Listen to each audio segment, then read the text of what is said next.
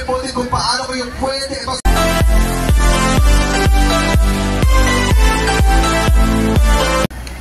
Hello guys, good afternoon. For today's vlog, manood ako ng program sa Chatter Road.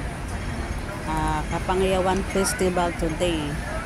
Diyan yung mga maraming activities ngayong hapon. Yung Breaks Battalion. Ayan yung tramways dito sa Hong Kong na pang tourist.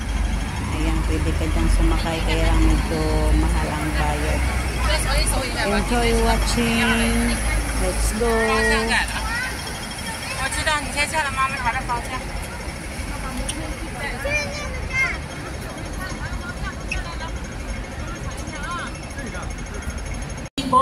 Gamit ang inyong wallet dito sa Hong Kong or wallet sa Pilipinas, e-wallet natin, pwede na po kayo magpadala sa PNB, sa BPI, sa BDO, sa Maya, sa kahit anong bangko sa Pilipinas. Yes! Ang bonggang-bongga. Pinapasimple natin yung mga gawain ng mga Pilipino sa Hong Kong. Ganon kasimple, ganon kadali, di ba? Pwede talaga ang bongga. Yan, ito ang mas bongga talaga. Kung may mga tanong po kayo, kailangan po ninyo ng tulong sa pag-registro sa Tibo, lumapit lang po kayo sa aming Tibo booth. Malapit lang po dito sa stage at welcome kayo lahat dyan. May mga agents na handa pong mag-assist. Yan. Magandang hapon sa inyong lahat! Thank you, PLDT Timbo, for inviting me to join you in your event. Ako po si Emilio Baca, founder ng Fulfills. Bata pa? Ang Fulfills ay isang NGO na tumutulong sa ating mga kababayan sa Hong Kong para makakuha ng libreng high school diploma or college degree. Gusto nyo ba yan? To those of you who are interested in going back to school, whether that be finishing high school or going to college, please send us a message on our Instagram or Facebook at Fulfills. You may also check out our website at www.fulfills.org and you can send us a message there as well. Fulfills has officially partnered with AMA University, the Philippines' first and largest online education provider to provide your scholarships.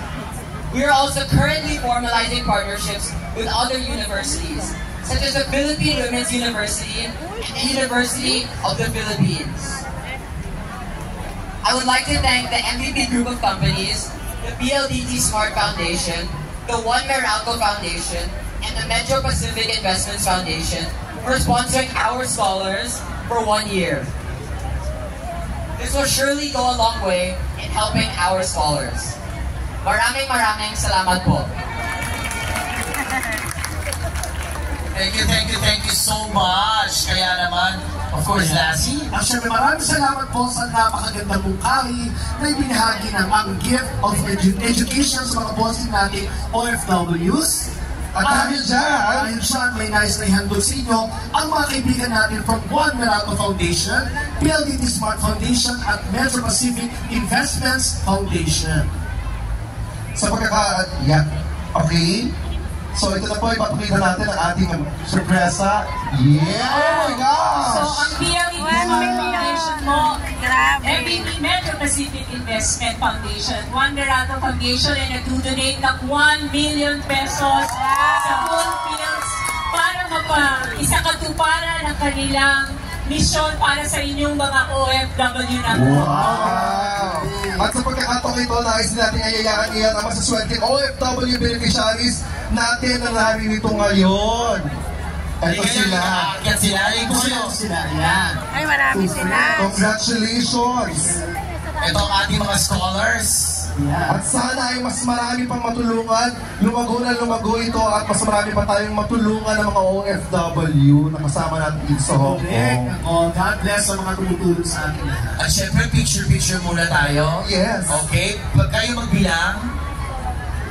1, 2. Ready? Ready? 1, 2, ready?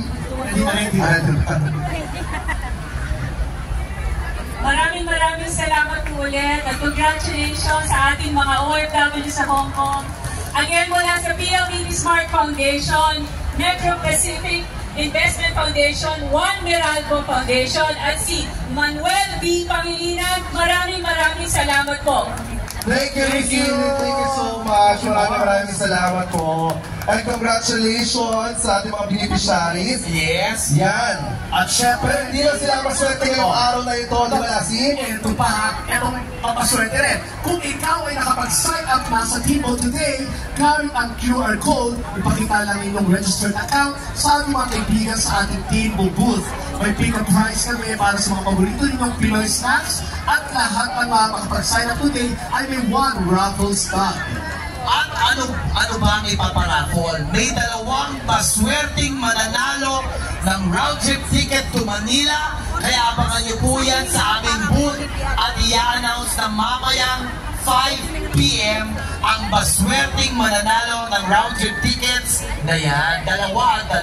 Yes, kaya ano po inaantay niyo? Pupunta na tayo sa Team Bubuta, dalawa mananalo.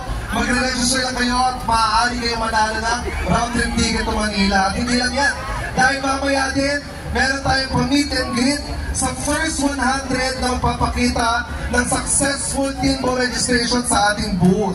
Sabihin niya ating mga kaibigan niya dahil limited slots lang po yan, pero magkikita-kita pa rin po tayo sa Timbo booth. Yes, kaya naman salamat na marami mga kabibis and happy Kapangyawan Friendship Festival po sa inyong lahat.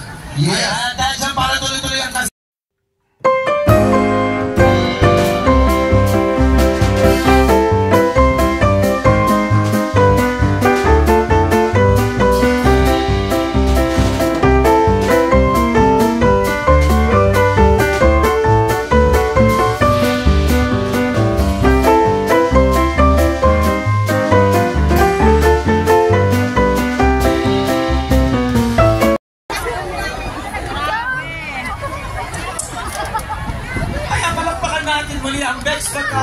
Yes, maraming salamat sa ating mga kabarkarang si Chad Guinness At Lassie here on stage.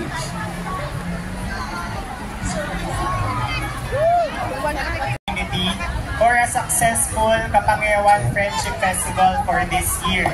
Ito po, lagi pong maulan ng simula, pero humabol pa rin yung magandang weather. At sa huli, patriotism dito po sa ating pinalalagyan na lugar, which is Hong Kong. Ang deep spirituality po ng mga Pilipino, ang ating inherent creativity and fervent nationalism, at saka higit sa po natin ang deep spirituality po ng mga Pilipino sa ating interfaith prayer at ang ating Catholic Mass po. Bago po tayo nagsimula sa ating selebrasyon, inuna po muna natin na magdasal at magbigay pugay sa may kapal. Tapos, sumunod po ang ating showcase po ng inherent creativity and fervent nationalism sa back-to-back po ng mga performances at showcase sa Filipino talents. Unang-una po ang baile sa kalye. Sumunod po ang performance po ng mga volunteros coming from the Philippines.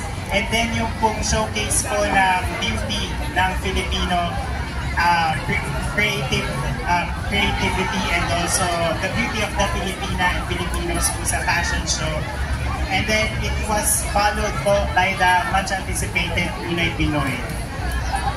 And then showcase din po higit sa lahat ng bayanihan spirit ang ating Kapangyawan Friendship Festival this year dahil po nagtulong-tulong po lahat po ng miyembro ng Filipino community. Well represented po ang mga nagtulong-tulong po para sa ating event. Nandyan po ang ating mga organizers. Maraming salamat po sa inyo. Dahil po sa inyo, naging pong ang planning po nitong Kapangyawan Friendship Festival has been a long journey, and throughout that journey po nakita ko po yung hard work po ng ating mga mahal na organizers. Maraming po salamat sa inyong lahat. Nandyan din po ang mga sponsors represented po by the Filipino business community po dito sa Hong Kong. Maraming po salamat sa inyo. Sinasabi nga po nila, money is energy. Salamat po sa energy po. Dahil po sa inyo nagkaroon po ng energy ang ating event. At syempre po, nandiyan po ang ating mga media partners. Dahil po sa inyo, kayo po nagsispread ng good news. Kung wala pong good news, kung wala pong information, dissemination, parang wala pong nangyari. Dahil po sa inyo, maalala po ng mga sumusunod na, hanggang sa susunod na henerasyon, ang mga pangyayari po dito sa Kapangyawan Friendship Festival this year. Maraming po salamat sa inyo, ang ating mga mahal na media. At syempre po ang ating mga marshal, dahil po sa inyo, secured po ang ating events. Wala pong nangyari po na medyo violence. And then, higit sa lahat po, ang mga volunteers, ang mga sumayaw po kanina, ang mga nag-showcase po ng kanilang mga talento. Kung wala po kayo, wala po tayo mapapakita na talent, wala po tayo mapapakita na creativity. Hindi po natin mapapakita ang community-led event 2024. Thank you po.